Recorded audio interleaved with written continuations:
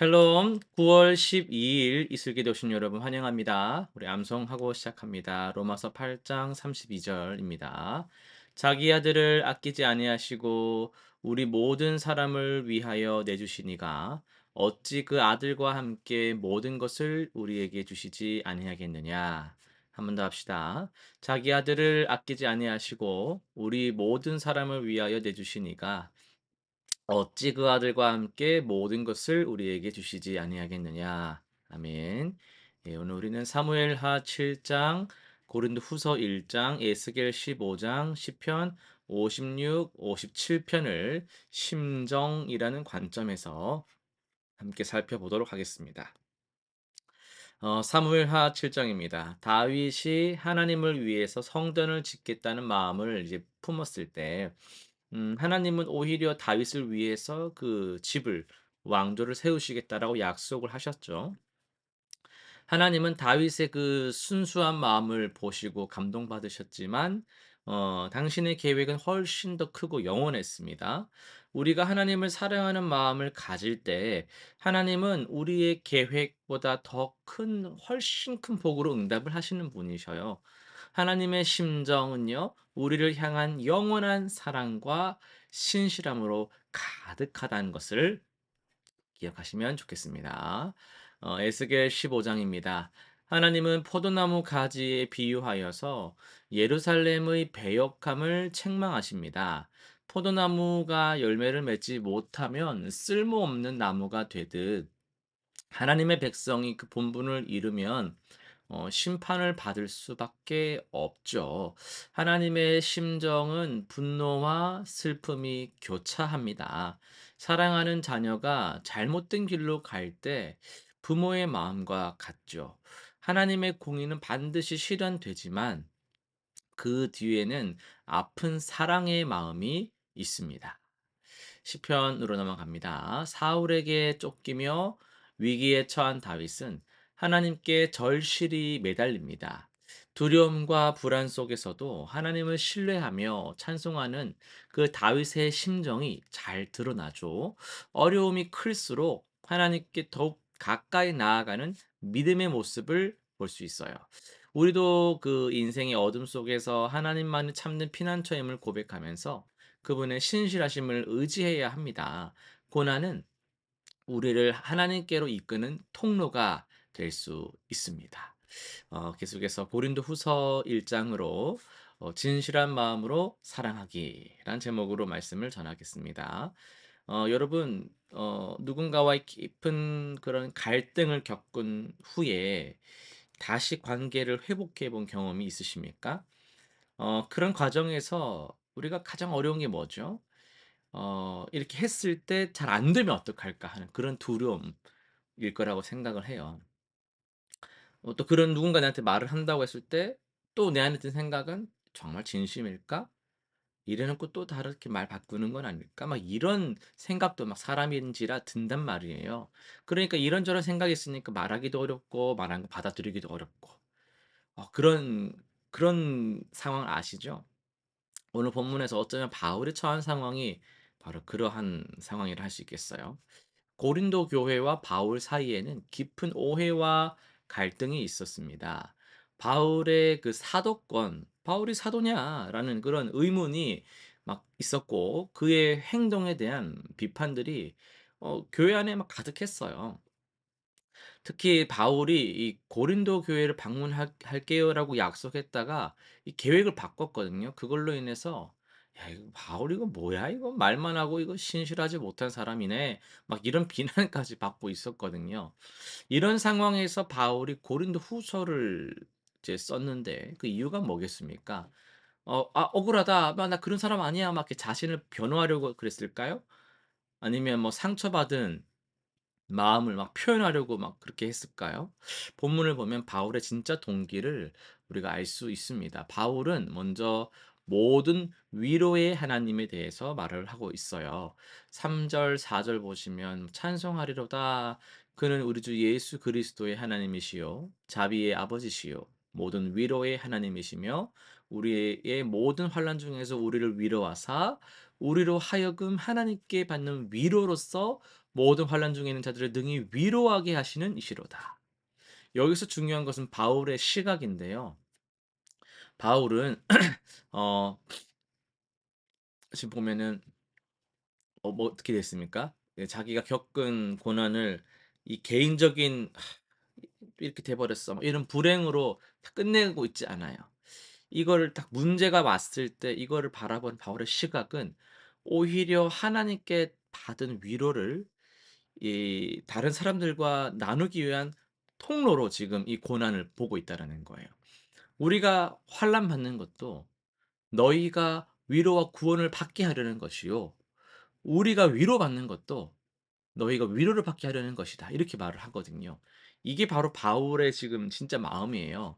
자신의 어떤 변호, 유익 이걸 구하는 게 아니라 성도들의 유익을 생각하는 그런 입장에 서 있는 거거든요. 이 고난 중에서도 하나님이 주시는 위로를 경험했기 때문에 바울이 그 위로를 지금 고린도 교회 성도들과 함께 나누고 싶었던 거예요. 12 절에서 바울은 자기 행동 원칙을 명확하게 밝히는데요. 우리가 세상에서 특별히 너희에 대하여 하나님의 거룩함과 진실함으로 행하되 육신의 지혜로 하지 아니하고 하나님의 지혜로 하나님의 은혜로 행함은 우리 양심이 증언하는 바니 이것이 우리의 자랑이라 이렇게 말합니다. 여기서 거룩함과 진실함이라는 표현을 중요한데요. 거룩함은 이 하나님을 향한 순수한 마음을 그리고 진실함은 사람을 향한 진정 진실한 마음을 의미한다고 할 수 있어요. 그러니까 바울은 하나님 앞에서나 사람 앞에서나 거룩하고 진실하게 이렇게 행했다고 고백을 하는 거죠. 바울이 고린도 방문 계획을 바꾼 것도 진실한 마음에서였습니다. 23 절에서 보시면 "내가 내 목숨을 걸고 하나님을 불러 증언하시게 하노니 내가 다시 고린도에 가지 아니한 것은 너희를 아끼려 함이라." 이렇게 설명을 합니다. 교회의 상황을 보니까 자신이 가면 이거 오히려 더 큰 갈등이 생기겠다 싶어 가지고 미룬 거거든요.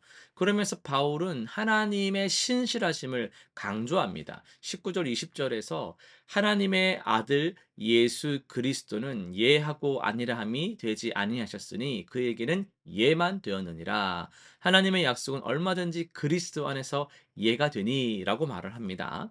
사람은 변할 수 있어요. 근데 하나님은 변하지 않으신다라는 거거든요. 바울의 마음을 이해하면은 우리 신앙생활에 여러분 정말 큰 교훈을 얻을 수 있습니다. 뭐 어떤 교훈을 얻을 수 있어요? 첫째는 진실한 마음으로 사람을 대해야 된다라는 거예요. 막 이거 뭐 뻔한 소리 아니요. 여러분 정말 이중적이고 계산적인 마음으로 대하는 분들 많이 볼 수 있어요. 뭐 티를 안 내서 그렇지 느껴지잖아요. 근데 우리 어떻게 해야 되는 거예요? 있는 그대로 진실한 마음으로 사람을 대해야 됩니다. 하나님 앞에서 내가 진실을 거룩하게 진실하게 나아가듯이 같은 마음으로 사람을 대할 때 여러분 이게 정말 이게 온전한 신앙입니다. 둘째는요. 받은 위로를 나누는 마음을 가져야 됩니다. 항상 우리는 통로되는 거거든요. 이 수직과의 이런 형통함 속에서 이 수평적으로 이렇게 흐르는 사역이 필요한데요. 내가 어려울 때 하나님께 받은 은혜와 위로를 혼자만 간직하는 것이 아니라 열어서 어려움을 겪는 다른 사람들과 나눌 수 있어야 됩니다. 또 뭐가 있을까요? 오해받아도 진실함을 포기하면 안 돼요. 바울처럼 때로는 선한 뜻이 오해받을 수도 있습니다. 나 그렇게 하려고 한 거 아닌데 그런 말이 아니었는데 근데 오해받을 수 있어요. 그러나 그때마다 그렇다고 해서 다 치워버리지 말고 진실한 마음을 잃지 않고 끝까지 처음 마음으로 사랑으로 대해야 한다라는 거예요. 또 하나 더 하자면은 하나님의 신실하심을 믿어야 됩니다. 사람은 실망시킬 수 있지만 하나님은 절대 실망시키지 않으시거든요. 하나님의 약속은 예수님 안에서 반드시 이루어집니다. 여러분, 바울이 고린도 교회를 대한 마음은 참 목자의 마음이었습니다. 비난받고 오해받아도 끝까지 사랑하는 마음, 자신의 고난까지도 성도들의 유익을 위해 사용하고자 하는 그런 마음이었습니다. 이런 마음이야말로 그리스도의 마음이고 우리가 서로에게 가져야 될 마음이잖아요. 바울의 진실한 마음은 단순히 착한 성품이라서 그렇게 된 것이 아닙니다. 하나님의 은혜를 경험했기 때문에 가능한 거예요. 우리도 하나님의 사랑을 깊이 경험할 때 다른 사람을 진실한 마음으로 사랑할 수 있는 것이죠. 오해받고 상처받아도 포기하지 않고 끝까지 사랑하는 것, 받은 위로를 나누면서 함께 성장해 가는 것, 이것이 바로 그리스도인의 아름다운 마음입니다. 오늘부터 바울처럼 거룩함과 진실함으로 서로를 대하는 그런 공동체가 되시기를 바랍니다. 실천사항 세 가지 정리해 볼게요. 첫 번째는 진실한 마음 점검하기입니다. 이번 주 동안 내가 사람들을 대하는 마음이 얼마나 진실했나. 내가 막 계속 막 하면서 사실을 말하지 않고 에둘러서 막 거짓된 걸 말하고 이러진 않았는가. 이중적으로 자꾸 뭔가 하지 않는가. 이런 것들을 한번 돌아보면서 하나님의 도움을 구해 보시길 바랍니다. 두 번째는요. 받은 위로를 꼭 나눠 봅시다. 내가 어려울 때 하나님께 받았던 위로와 그 말씀 구절 이런 거 있잖아요. 그런 거를 현재 또 어려움을 겪고 있는 지체들이 있다면 함께 나누어 보시면 좋겠습니다. 세 번째 너무 중요한 건데요. 오해받아도 끝까지 사랑합시다. 여러분, 기분 좋지 않아요. 좀 솔직히 말하면 오해받으면 기분 더럽죠. 다 때려치고 싶은 생각도 들고 막 진짜 만사가 그냥 귀찮고 짜증나요. 이해합니다. 하나님도 근데 그 마음 헤아려 주실 거예요. 우리가 기억해야 될 것은요. 하나님께서 나를 끝까지 사랑하셨다라는 거예요. 우리도 선을 행하다 낙심하지 말고 끝까지 바울처럼 진실한 마음으로 그 사람을 위해서 기도하고 사랑하는 연습을 주님의 은혜 안에서, 노력이 아니라 은혜 안에서 우리가 계속 사랑하면 좋겠습니다. 네, 기도하고 마치겠습니다. 진실하시고 거룩하신 하나님 아버지, 바울처럼 우리도 거룩함과 진실함으로 하나님과 사람을 대할 수 있도록 은혜를 내려 주시옵소서.